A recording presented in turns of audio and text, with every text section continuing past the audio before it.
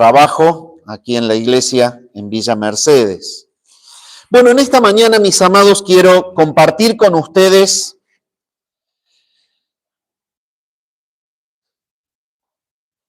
un sermón que se titula Llamados a vivir en santidad. Y les voy a invitar en esta mañana que puedan abrir sus Biblias en la primera carta del apóstol San Pablo a los Corintios, el capítulo 1, y vamos a leer desde el versículo 1 al 3.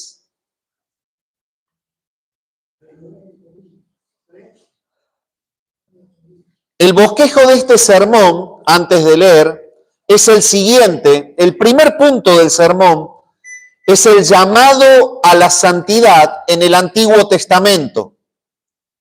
El segundo punto del sermón es el llamado a la santidad en los Evangelios. El tercer punto es el llamado a la santidad en las epístolas. El cuarto punto, el llamado a la santidad en Apocalipsis. Y el quinto son consejos prácticos sobre la vida en santidad. Leemos entonces 1 Corintios capítulo 1, versículos 1 al 3. Pablo, llamado a ser apóstol de Jesucristo por la voluntad de Dios, y el hermano Sóstenes, a la iglesia de Dios que está en Corinto, a los santificados en Cristo Jesús, llamados a ser santos, con todos los que en cualquier lugar invocan el nombre de nuestro Señor Jesucristo, Señor de ellos y nuestro. Gracia y paz a vosotros, de Dios nuestro Padre y del Señor Jesucristo. Bien, mis amados, estamos frente a una porción de la palabra de Dios en donde el apóstol Pablo, al enviar la carta a los Corintios, está justamente mostrando al destinatario su verdadera identidad. Y cuando Pablo le habla al destinatario, que es la iglesia en Corinto, y le dice cuál es su verdadera identidad, él menciona dos verdades que son profundas y las debemos conocer y vincular. La primera de ellas es que ellos son santificados en Cristo. Esta es una santificación legal, es una santificación de posición. Esto quiere decir que ellos han sido regenerados por el Espíritu Santo. Eso quiere decir que ellos han sido trasladados del reino de las tinieblas al reino de Cristo. Esto quiere decir que ellos han sido librados de la prisión de la oscuridad. Esto quiere decir que ellos han sido quitados de la opresión y de la práctica permanente del pecado. Es decir, han sido librados de las garras del maligno y han sido trasladados a la libertad gloriosa de los hijos de Dios. Ser santificados legalmente o en posición significa ser regenerados y ser trasladados definitivamente de la oscuridad a la luz. Pero hay una segunda marca de identidad que Pablo le revela a los corintios. Esa segunda marca es que hay un llamado. Los que han sido trasladados del reino de las tinieblas al reino de su amado Hijo tienen aparte un llamado de parte de Dios a pesar de estar en la luz. Y ese llamado de parte de Dios, a pesar de estar en la luz, es que sigan siendo santos.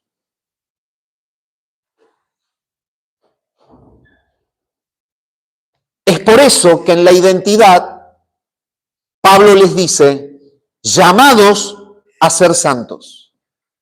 Parecería una contradicción porque vemos primero que fueron santificados y ahora son llamados a ser santos, que hay algún grado mayor de santidad.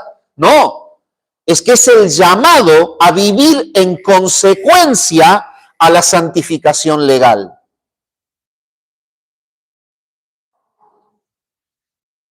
Y por eso el sermón se llama llamados a vivir en santidad.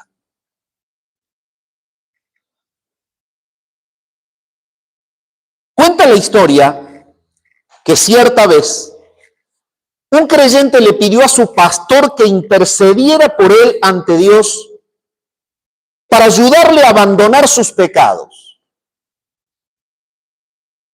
El pastor oró por él, pero al cabo de un tiempo, el creyente seguía quejándose de sus caídas frecuentes en su mala vida. Entonces el pastor le dijo: vení, acompáñame, vamos hacia esa pila de sillas y ayúdame a levantar esta silla que está en el suelo para subirla a la pila de sillas. El creyente fue, agarró la silla del suelo, la tomó desde un costado de la silla y el pastor la agarró del otro costado. Ambos tenían la silla. Sin embargo, cuanto más el creyente tiraba la silla hacia arriba, el pastor más fuerza hacía para abajo.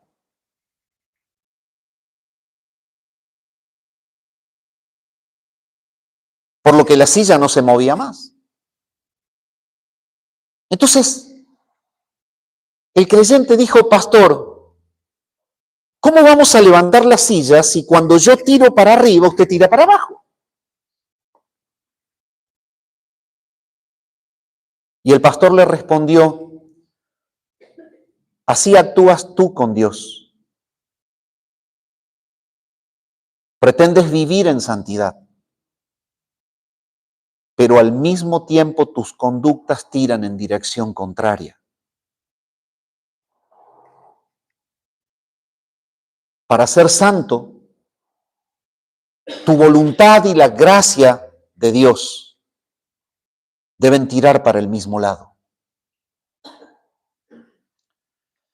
Mis amados, el mensaje central de las Escrituras, desde el principio en el Edén hasta el clímax eterno en la Nueva Jerusalén, es un llamado constante y apasionado a la santidad. La santidad no es una mera lista de reglas, es un reflejo vivo del carácter de Dios reinando en nosotros. Es una consecuencia natural de tener verdadera comunión con Él y es un requisito indispensable para ver su gloria. Puesto que la Escritura afirma que sin ella, sin la santidad, nadie verá al Señor. Y es por eso que Juan Calvino decía: la vida entera de los cristianos debería ser una especie de aspiración a la piedad, ya que están llamados a la santidad. El llamado a la santidad comienza en el Antiguo Testamento. Es el fundamento de todo lo que la Escritura nos dirá con respecto a la santidad necesaria que el pueblo de Dios debe vivir. En el Antiguo Testamento, la santidad se revela como una separación radical, es decir, un corte que es profundo y que es total de las costumbres del mundo, con el propósito de consagrarse exclusivamente a los propósitos del Creador. Tiene una conexión directa con el verdadero sentido de servir que desarrollamos anoche. Dios establece su propia naturaleza como el estándar supremo para la vida de su pueblo. Él de esta manera demuestra que Él es el autor de ese pueblo y que Él es el dador, el que concede la capacidad de que ese pueblo que Él edificó para su gloria, le dé gloria cuando expresa o cuando refleja por la santidad el carácter del Creador.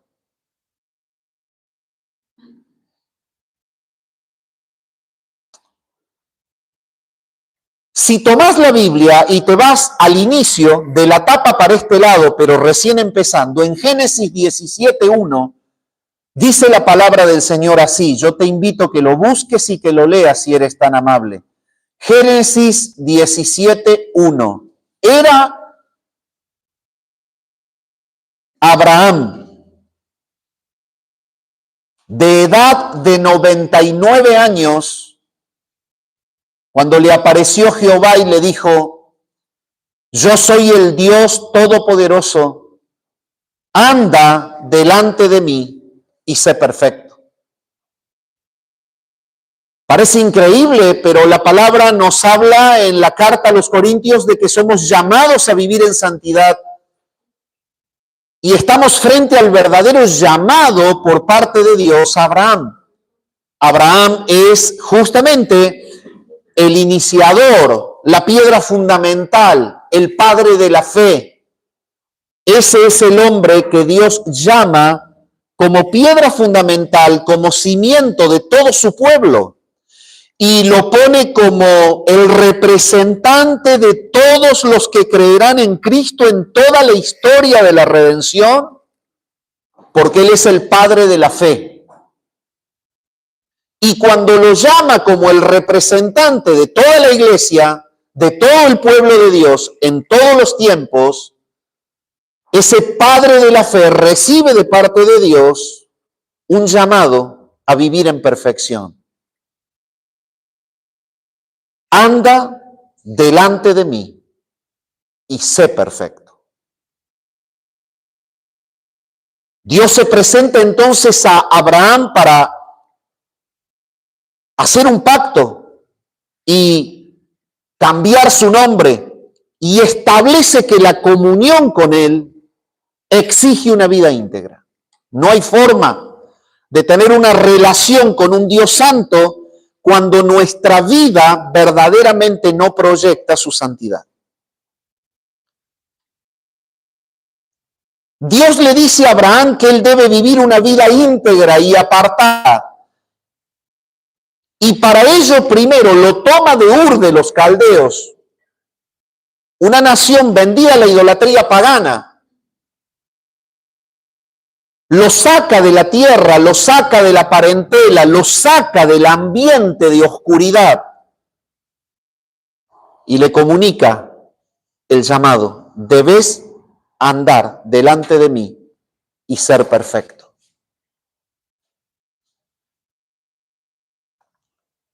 La santidad aquí en el Antiguo Testamento comienza por reconocer la soberanía de Dios y caminar en una obediencia absoluta y confiada.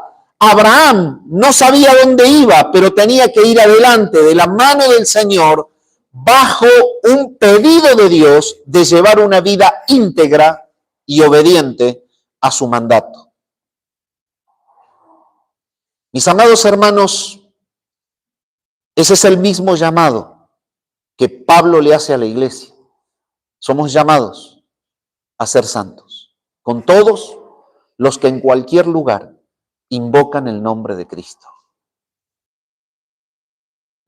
Tal como era para Abraham una separación radical de la cultura pagana y perversa, el hecho de ser perfecto y vivir para Dios, de la misma manera, con más de 1,5 milenios de distancia entre una escritura y otra, el Señor nos llama a vivir una contracultura. Esto quiere decir a ser perfectos delante de Dios, sin vivir bajo la contaminación, la opresión de un sistema caído. Cuando avanzamos en la Escritura, el pueblo ya formado y con todo un sistema de ley, en Levítico capítulo 19 y versículo 2, habiendo pasado ya más de 300 años, la palabra de Dios nos dice: habla a toda la congregación de los hijos de Israel, Levítico 19:2, y diles: santos seréis, porque santo soy yo, Jehová, vuestro Dios.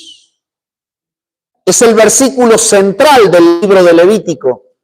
Y este es el que define la teología de la santidad en el Antiguo Testamento. Hay un imperativo, Dios pide que seamos santos, sean santos, pero está fundamentado en un indicativo. El motivo del pedido a la santidad es porque Él es santo. Yo soy santo. Y la santidad de Dios es su naturaleza moral perfecta. Es por eso que el pueblo recibe este pedido. El pueblo debe reflejar esa misma pureza y separación del pecado en su vida cotidiana. Y mi pregunta es esta, mi amado hermano, ¿sigues queriendo llevar tu vida cristiana proclamando a un Dios que no vives?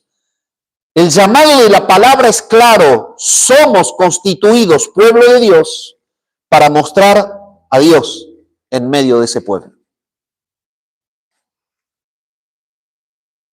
Abraham, el llamado a la perfección, el pueblo ya constituido, el llamado a copiar el carácter de Dios, porque yo soy santo, es necesario que tú lo seas. En el Salmo capítulo 24, el versículo 3 y 4, más adelante, la palabra nos enseña quién subirá al monte de Jehová y quién estará en su lugar santo, el limpio de manos y puro de corazón, el que no ha elevado su alma a cosas vanas, ni jurado con engaño.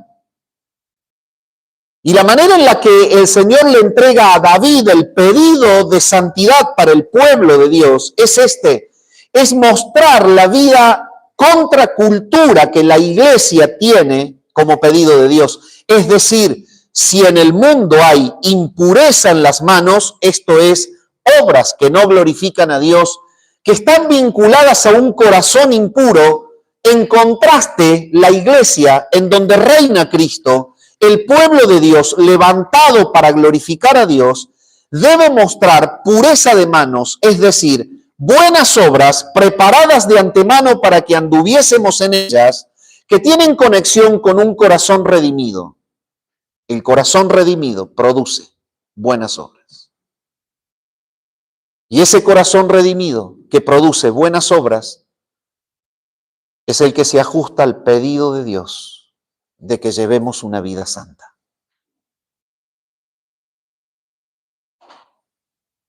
Y la palabra nos lleva de la mano a un razonamiento en esta mañana.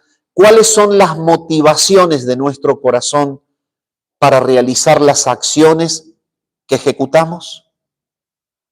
¿El corazón limpio está impulsando la obra que hago? Y tú dices, ¿qué significa ser santo en relación a este razonamiento? A que si tú haces algo para ser visto, la obra está hecha, pero la santidad falla. A que si tú haces algo como para Dios, pero con un corazón interesado en recibir un beneficio, la obra está hecha, los demás pueden observarla, pero el Señor la está descalificando. El llamado a la santidad es mucho más profundo que un conjunto de reglas frías que tengamos que cumplir. Es el hecho de vivir en sintonía con la naturaleza de Dios, aborreciendo permanentemente el pecado. Esto nos lleva a detectar los impulsos egoístas de nuestro corazón que se conectan con actitudes que a la larga darán pérdida.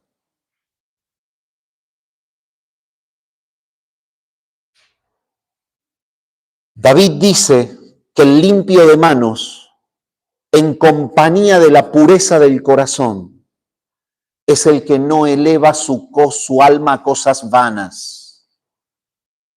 Ese es el creyente que no tiene la mirada puesta en las cosas que perecen.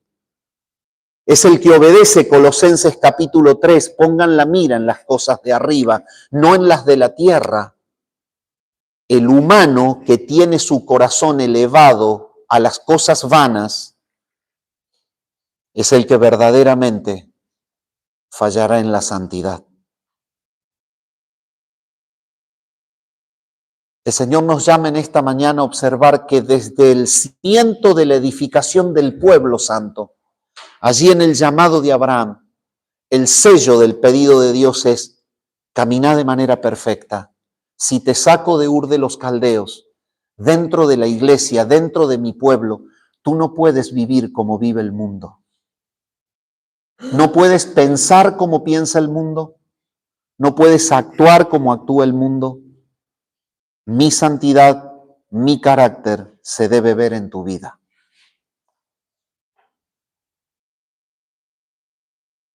Sin embargo, segundo punto del sermón, tenemos un llamado a la santidad en los evangelios. Toda la idolatría pagana que arrastraba a Abraham hasta que Dios lo llamó, debió quedar atrás en su vida. Y el verdadero sentido de esta separación radical, que es la mortificación de toda la idolatría para adorar, servir y vivir solo para el Dios vivo, el nuevo pacto lo traslada en el modelo de santidad que Cristo mostró. Verdaderamente, todo el antiguo pacto apuntaba a la llegada del verdadero siervo de Jehová, el Mesías prometido. Todo el pueblo de Dios, en toda la santificación del culto, apuntaba en todo el oficio del culto a la llegada del verdadero Cordero de Dios. Todo el pedido de santidad que Dios hace a un pueblo que por la falla no lo puede cumplir, es verdaderamente cumplido en la impecabilidad y santidad del Hijo de Dios en carne. Él es el modelo de santidad. Y cuando llegamos al nuevo pacto y podemos estudiar el tema en los evangelios, el llamado a la santidad vemos que se encarna en una persona, que es la persona de Cristo. Él es el que cumple la ley, Él es el siervo perfecto de Jehová, Él es el sumo sacerdote que nos convenía, dice el escritor a la carta a los Hebreos: santo, inocente, sin mancha, apartado de los pecadores y hecho más sublime que los cielos. A la larga la palabra nos lleva de la mano para darnos cuenta que el verdadero triunfo en la lucha para con el pecado y el verdadero logro en la vida de santidad es que Cristo reine en tu ser. Toda la pureza ritual del antiguo pacto pasa a ocupar una dimensión espiritual y profunda en Cristo. Todo lo que Dios hablaba de pureza a través de figuras, ahora se cumple de manera espiritual y real en la persona de Cristo. Y Él, enseñándole esto a su pueblo, en Mateo capítulo 5 y el versículo 8, dice lo siguiente: son felices o bienaventurados los de limpio corazón, porque ellos verán a Dios. Y oh sorpresa, el mismo Señor está diciendo que la pureza de corazón es justamente la que determina quiénes son los que verán a Dios. Es por eso que la palabra lo dice, y lo vuelvo a citar: seguid la paz y la santidad, sin la cual nadie verá al Señor. Durante el Sermón del Monte, que es donde se expresa este versículo, el Señor enseña que las bienaventuranzas definen el carácter de los ciudadanos de su reino. Un corazón limpio es aquel que ha sido regenerado por la gracia. Está libre de falsedad, de doblez, y está entregado por completo al Señor. Este es el requisito fundamental para experimentar la presencia y para poder entender el plan de Dios, ser parte de Dios. Si no hay pureza de corazón, es imposible que haya santidad práctica. Y el punto que quiero razonar es el siguiente: tú vives diciendo que Cristo ha purificado tu vida, pero no se ve que luches contra el pecado. La santidad práctica no está en la boca, La verdad absoluta no siempre es dicha. Las palabras que no edifican no siempre son guardadas. Los pensamientos destructivos no siempre son mitigados. Las actitudes divisivas no siempre son aplacadas. De la misma manera en la que el Señor llamó a Abraham y le dijo, anda delante de mí, sé perfecto. De la misma manera el Señor dice, son felices los que tienen el corazón limpio. Ellos terminan en la gloria. Ellos verán a Dios. En el mismo capítulo 5 de Mateo, en este sermón tan maravilloso, en que el Señor da las bienaventuranzas, el versículo 48, dice, sed pues vosotros, y parece como si se lo dijera Abraham, ¿verdad? Sed pues vosotros perfectos, como vuestro Padre que está en los cielos es perfecto. Y parece que la Escritura tuviese una conexión con una cadena invisible, en donde el antiguo pacto y el nuevo pacto se entrelazan y nos aprisionan al medio. La pureza de Abraham es la que el Señor exige en el nuevo pacto. Los que viven dentro del reino deben vivir de manera pura. Esto es una forma madura en el trato con Dios, aborreciendo todo lo que Dios aborrece y amando todo lo que Dios ama. El mismo pedido que Dios le hace a Abraham es el mismo que el Señor les dice a los suyos. Sean perfectos en el nuevo pacto, de la mano a sé perfecto en el antiguo pacto.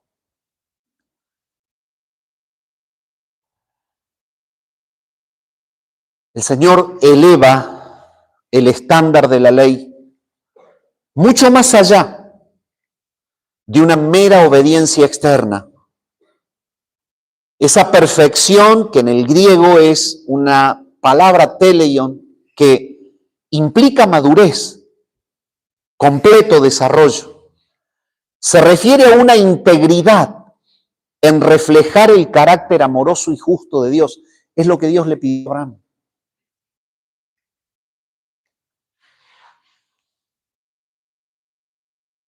Este reflejo del carácter justo, amoroso y santo de Dios debe empapar nuestras relaciones. Incluso, y el mismo Nuevo Testamento lo enseña, frente a nuestros enemigos. Yo quiero hacer un alto aquí, un paréntesis reflexivo en esta mañana. ¿Hay santidad en tus relaciones? Sí, pastor. Responde más despacio. ¿Cómo miras a tu esposa? ¿Cómo la tratás? ¿Cómo vivís al lado de tu esposo? ¿Cómo lo tratás? Y bueno, pero ella tiene muchos defectos y vos tenés los tuyos. Y ella dice, pero él tiene muchos defectos, pero vos tenés los tuyos. El reinado de Cristo, mi amado hermano, lleva la santidad a un plano práctico. El carácter de Dios inundando las relaciones, para que lo único que se pueda vivir alrededor de un creyente que es maduro sea edificación. Mi pregunta es, ¿tu marido se edifica con tu piedad? ¿Tu mujer se edifica con tu piedad? ¿Tus hijos se edifican con la piedad del matrimonio? En cuarto lugar, la iglesia y los hermanos están empapados de tu perfección por la manera en la que los tratás.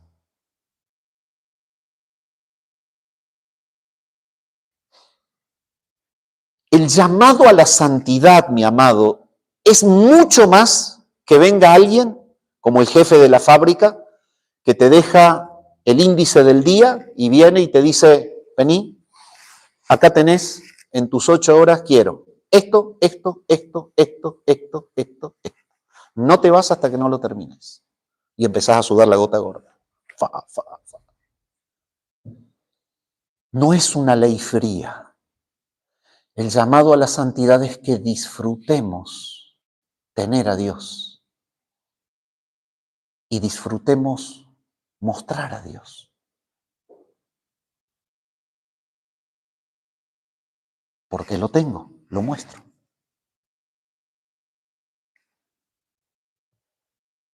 En el Evangelio de Juan, avanzando en el Nuevo Testamento, en medio de esta encarnación de la santidad que es Cristo, Él cuando ora sacerdotalmente al Padre, dice en Juan 17:17, santifícalos en tu verdad, tu palabra es verdad. Antes de ir a la cruz, el mismo Señor intercede por los discípulos. Primeramente en el sermón les ha enseñado cuál es el carácter de los que moran en el reino. Y les estuvo mostrando que son los que van a la gloria, los que tienen un corazón limpio y que son los que viven de manera perfecta, mostrando el carácter de Dios. Ahora le pide al Padre de manera profunda que el Padre los santifique en la verdad, porque la palabra de Dios es la verdad. Y esto quiere decir que la santificación no es meramente un esfuerzo humano que va totalmente desvinculado sin la acción del poder de la palabra. La santificación para Cristo era que sus discípulos se aferren a la verdad para luchar en contra de la maldad del pecado, del sistema y de la propia traición de su propia carne. Lo que el Señor le está diciendo al Padre, santifícalos en tu verdad, tu palabra es verdad. Es a través de la palabra de Dios y el poder transformador que ella tiene que los creyentes pueden separarse de la influencia de un sistema caído que adora y que sigue al enemigo de Dios. Es por eso que hay tanta frustración en el logro de la santificación práctica. Cristianos que pretenden mantener una vida correcta de manera estable sin tocar la Biblia cada mañana. Es imposible. Si el Señor le pidió al Padre que nos santifique con la palabra, ¿quiénes somos nosotros para pretender mostrar el carácter de Dios sin tener Biblia?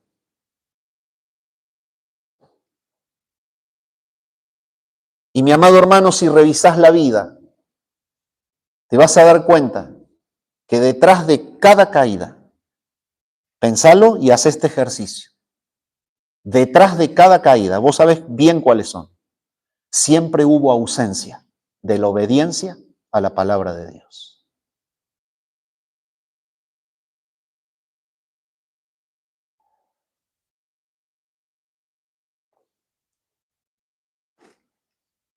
En resumen, la encarnación de la santidad en el siervo fiel, que es Cristo, nos deja el modelo. El Señor fue obediente al mandato del Padre y vivió aborreciendo el pecado y amando la empresa de su Padre. En los negocios de mi Padre me es necesario estar. Cristo es el ejemplo de santidad y Cristo es el poder dentro nuestro para poder practicar la santidad. No en vano, Él mismo mandó a los suyos a que escudriñen las Escrituras porque ellas son las que daban testimonio de Él. Lo que Él le pide al Padre también se lo dice a su pueblo. Al Padre le pide, santifícalos en tu verdad. A los suyos les dice, descúbranme por la palabra.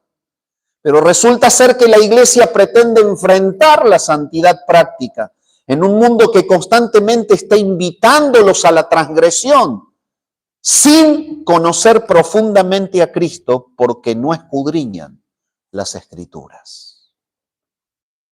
Amado hermano, el ejemplo de santidad de Cristo podemos seguirlo cuando no descuidamos los medios de gracia y cuando la palabra de Dios verdaderamente mora en abundancia en nosotros. Para Pablo, en una comparación entre Colosenses y Efesios, ambos en el capítulo 3, la llenura del Espíritu Santo es igual a la llenura de la palabra. Sean llenos del Espíritu, dice a los Efesios. En Colosenses dice, la palabra de Cristo mora en abundancia en vosotros. Y los resultados que presenta son los mismos, una vida de santidad.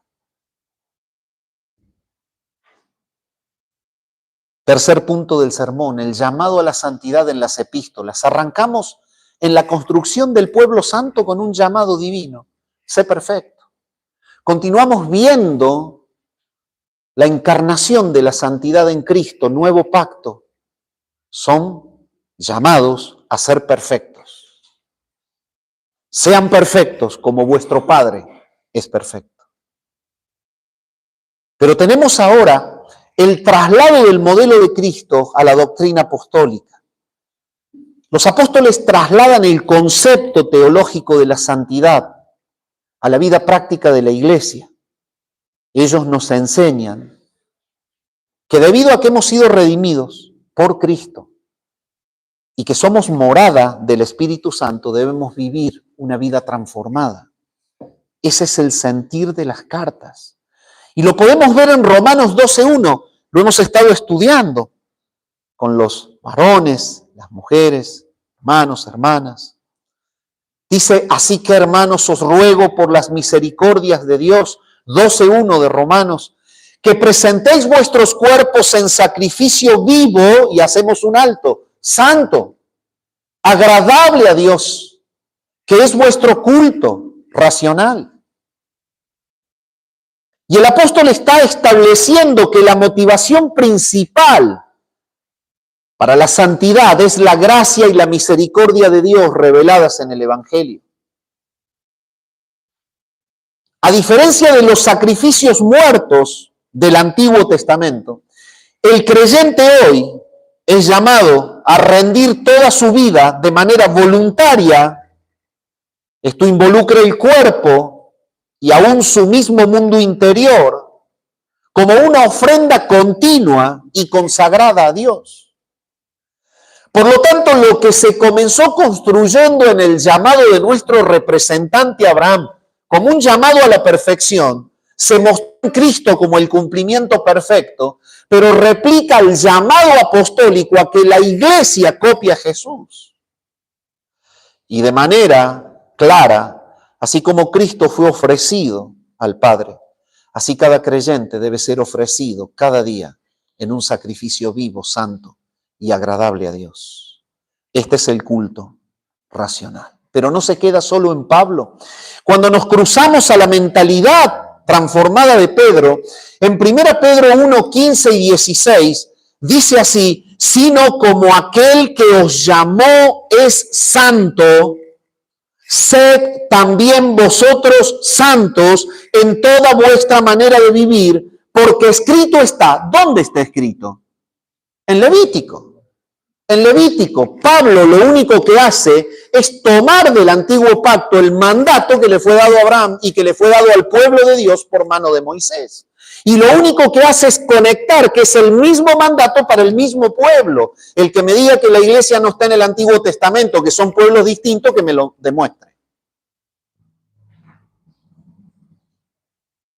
Lo único que hace Pedro es agarrar la copia de Levítico y decir, esto es para nosotros hoy.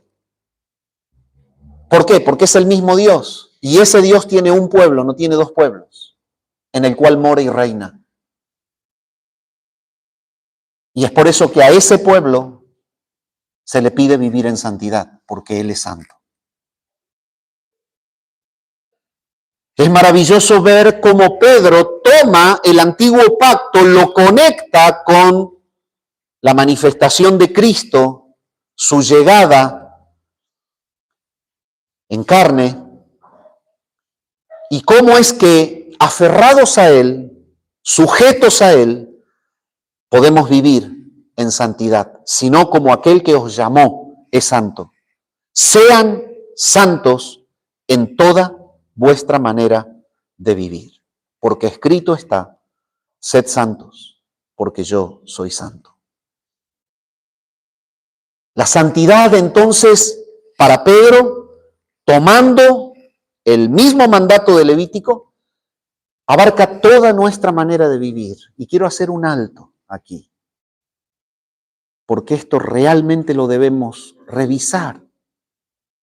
Si tú piensas que ser santo es desde que entras al escalón del templo para adelante el domingo, no entendiste nada del tema.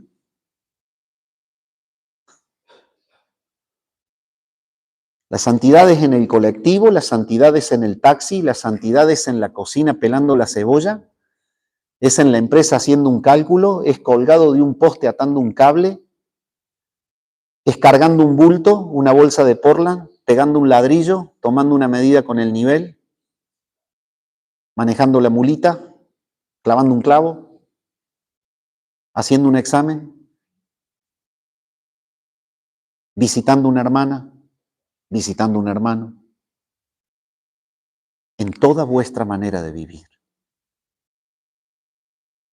Pensamientos, palabras, negocios, relaciones. El pueblo santo de Dios está inundado del carácter de Dios, por lo tanto es la luz de una sociedad sumergida en la perdición. Y ese es el sentir por el cual Pablo le escribe a los efesios y le dicen, anden como hijos de luz, porque ustedes ya no son más como eran ellos o como son ellos. Ya dejaron de ser lo que eran antes. Vivan como hijos de luz. Y cuando nosotros vivimos como hijos de luz, ¿a quién mostramos? Al que dijo, yo soy la luz del mundo. Ese es el sentido. Ese es el sentido. Si Cristo está en tu vida, la luz de Cristo debe ser mostrada al mundo. Y eso es imposible sin santidad. En Hebreos capítulo 12, versículo 14, el texto que cité al principio, dice, seguid la paz con todos y la santidad, sin la cual nadie verá al Señor. Y venimos recorriendo la Biblia y vamos llegando ya a las cartas y hemos atravesado Pablo, hemos atravesado Pedro, llegamos al escritor, a los Hebreos, y la santidad sigue siendo el tema de la Biblia. Es más, bajo una condición, nadie verá al Señor sin tenerla. Esto quiere decir, en el cielo estarán los verdaderamente santificados y los únicos que pueden cumplir el llamado a vivir una vida de santidad hasta que Cristo vuelva.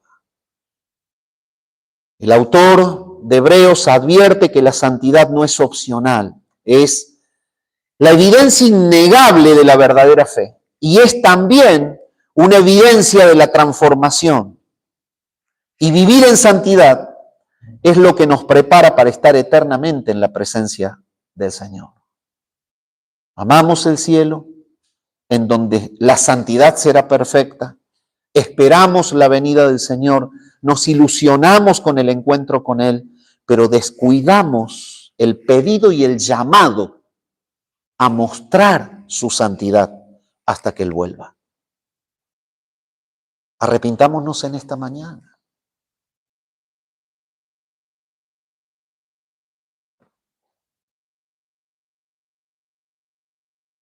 Cada vez que hemos agredido innecesariamente a nuestro cónyuge, a nuestro entorno, a nuestros hermanos, cada vez que la santidad brilló por su ausencia en una actitud, en una manera de hablar, en una manera de pensar que luego fue materializada en un acto, arrepintámonos en esta mañana. Somos llamados a vivir en santidad. Pero la santidad no solamente queda en las cartas, la santidad es mostrada de manera proyectiva por la revelación, allí en la isla de Patmos. Y en Apocalipsis se nos muestra que la santidad será la meta final de la historia humana. Esa meta final es que la redención logra reparar todo lo que el pecado destruyó y nos conecta con un final de santidad interminable, la presencia de Dios. Nosotros debemos enfrentar la vida actual entendiendo quiénes somos. Somos los que vamos camino a la institución definitiva de un reino de santidad. ¿Cómo podemos vivir sin ella?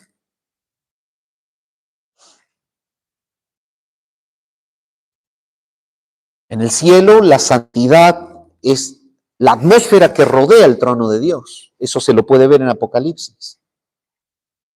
Si conectas las visiones de santidad del Apocalipsis con el antiguo pacto en Isaías 6, los querubines están apuntando a la santidad de Dios. Santo, santo, santo es el Señor, Dios Todopoderoso. Te vas a Apocalipsis al final de la revelación y encontrás la proclamación de los querubines. Él es santo, santo, santo. Ese es quien constituyó un pueblo, que es la iglesia, para morar, reposar y darse a conocer al mundo caído. En Apocalipsis 22:11 dice la palabra: el que es injusto, sea injusto todavía, y el que es inmundo, sea inmundo todavía, y el que es justo, practique la justicia todavía, y el que es santo, santifíquese todavía. Y lo que la Escritura está mostrando es que llegando al fin, el carácter de santidad se va a fijar de manera permanente y eterna. Y el carácter de impiedad se va a fijar de manera permanente y eterna en el tiempo de las recompensas. Este es un llamado a ser perseverante a la vida de santidad. Es el llamado urgente a que se asiente en nosotros el carácter de Cristo de manera constante en toda nuestra manera de vivir y hasta que Cristo venga. No cabe para el creyente y para la iglesia ser santo un mes, otro mes y después tomarse vacaciones y vivir como quiero. Apocalipsis nos muestra que la santidad es el carácter de Dios reinando sobre el nuestro. Eso significa que es en cada situación, circunstancia de la vida, durante toda nuestra vida y en todas nuestras acciones, para empapar e iluminar todas nuestras relaciones. Ese es el llamado a la iglesia, de vivir en santidad.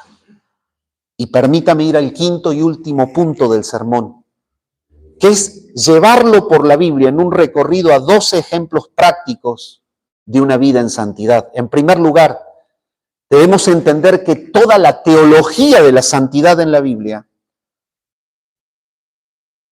se imprime en una conducta práctica. Por ejemplo, 1 Corintios 6, 18 al 20, la pureza sexual y corporal. Huid de la fornicación. Cualquier otro pecado que el hombre cometa está fuera del cuerpo, mas el que fornica contra su propio cuerpo peca. No, pero pastor, yo no toco otra mujer. Para Dios es exactamente lo mismo cuando la mirás desde la ventanilla del auto hacia la vereda. Es igual. El Señor lo dice. Ya adulteraste en tu corazón con ella. Huid de la fornicación. Cualquier pecado que el hombre cometa está fuera del cuerpo, mas el que fornica contra su propio cuerpo peca. Y si bien literalmente está hablando del cuerpo material, obviamente enredado en una relación carnal que es ilícita, la palabra profundiza aún más con el texto que he citado. Y el Señor lo lleva a un plano del corazón. La fornicación debe ser mortificada en el corazón para que los ojos no se dirijan hacia lo malo. ¿O ignoráis que vuestro cuerpo es templo del Espíritu Santo, el cual está en vosotros, el cual tenéis de Dios y que no sois vuestros? Porque habéis sido comprados por precio, glorificad pues a Dios en vuestro cuerpo y en vuestro espíritu, los cuales son de Dios. Cuando cierra Pablo escribiendo a los Corintios, glorifiquen a Dios en el cuerpo y en el espíritu, los cuales son de Dios, es una explicación de la misma carta de lo que significa somos llamados a ser santos. Y es exactamente lo mismo que le dice a Abraham: sé perfecto delante de mí. Hermanos, esto es santidad práctica. Sí, pero yo no toco otra mujer. ¿Pero qué haces con el celular cuando tu mujer no está? O con la PC, o con la notebook. ¿En qué sitio entras? y en qué invertís tu tiempo. Y tristemente, no es algo que pueda ser apuntado hacia los hombres. Hay estadísticas del aumento de la pornografía femenina, tremendamente, en estos tiempos. La iglesia es llamada a la santidad. Y el poder del Señor en tu vida, reinando en tu vida, te lleva a poder decir que no cuando vas a cliquear en un sitio perverso.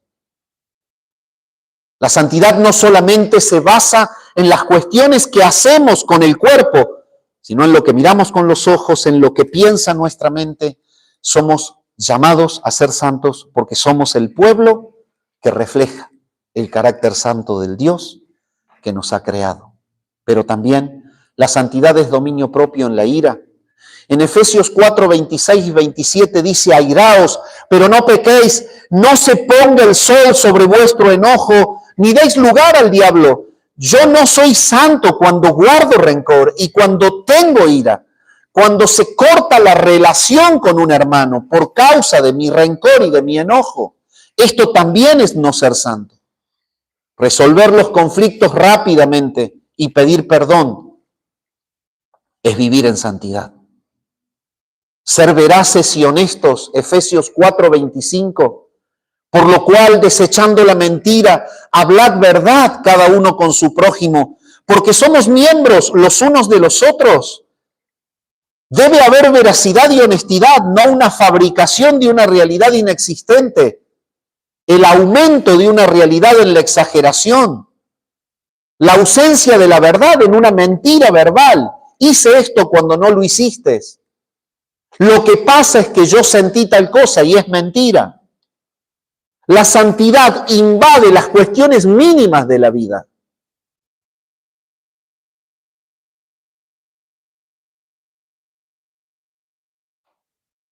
Hablar siempre con verdad en el trabajo, en el hogar, en los negocios, evitando engaños. El perdón y la misericordia es santidad. Colosenses 3:13 dice: soportándoos unos a otros y perdonándoos unos a otros si alguno tuviere queja contra otro.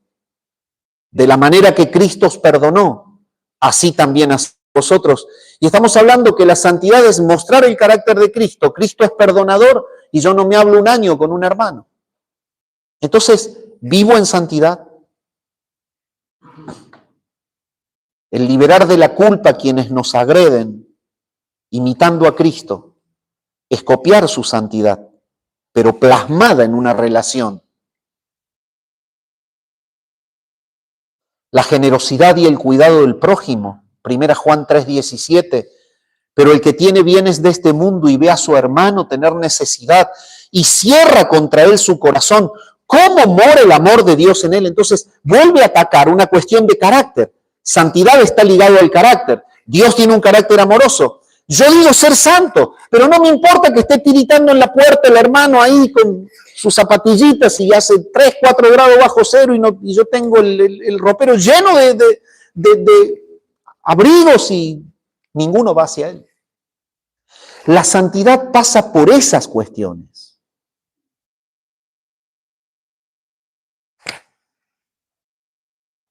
La mayordomía en las palabras, Efesios 4:29. Ninguna palabra corrompida salga de vuestra boca, sino la que sea buena para la necesaria edificación, a fin de dar gracia a los oyentes. ¿Qué hacemos con nuestra lengua? Revela lo que tenemos en el corazón. De la abundancia del corazón habla la boca. Anula tu práctica del chisme, la murmuración, las malas palabras. Usa tu boca para la gloria de Dios. Quizás en esta mañana, y lo voy a dejar ahí por el avance del tiempo, está el apunte para el que le interesa. Pero quizás en esta mañana hay en el auditorio alguna persona que no está viviendo en santidad. Quizás hay alguna persona que dice ser cristiano, pero no tiene seguridad de vida eterna. Dice ser cristiano, pero entiende y sabe que por lo que piensa, por lo que siente y por lo que vive, está fuera del reino de Dios. Quiero llamarte en esta mañana al arrepentimiento, porque la palabra de Dios enseña que si te arrepientes de tu pecado y que si confiesas tu maldad, vendrán de la presencia del Señor tiempos de refrigerio. Es necesario que entiendas que el pecado está en el hombre y por el pecado la muerte eterna en el hombre, y el hombre nace muerto en sus delitos y pecados, y la única manera de poder superar la muerte es abrazarte a Cristo el Señor. Él es vida y Él es el que otorga la vida. Tú debes creer en Jesús en esta mañana, reconocerlo como tu Señor y tu Salvador, y pedirle perdón por tu maldad constante y tu pecado, expresarle que quieres vivir dentro de su reino, pedirle que con su gracia te salve, y de esta manera serás santo en esta mañana. El llamado para el que no tiene a Cristo en esta mañana es que se arrepienta de su pecado y pida perdón a Jesús. Y el llamado para el creyente en esta mañana es que vuelva a reconsiderar si siendo iglesia está cumpliendo el verdadero propósito de la iglesia, que es mostrar el carácter santo de Dios. Te puedes hacer una prueba. ¿Cuánto de la santidad de Dios se ha empapado en tus entornos más cercanos? ¿Cuánto de la santidad de Dios se ha empapado en tus entornos más lejanos? ¿Cuánta influencia de tu santidad hay en tus contactos? Al punto que brille Cristo en donde tú te mueves. Padre, gracias por tu palabra en esta mañana. Señor, guíanos para que bajo el poder de tu Santo Espíritu podamos mostrar a Cristo su carácter santo a través de nuestra vida, en los detalles mínimos, mostrando acciones que están conectadas con un corazón piadoso, que aborrece el pecado y que ama la santidad.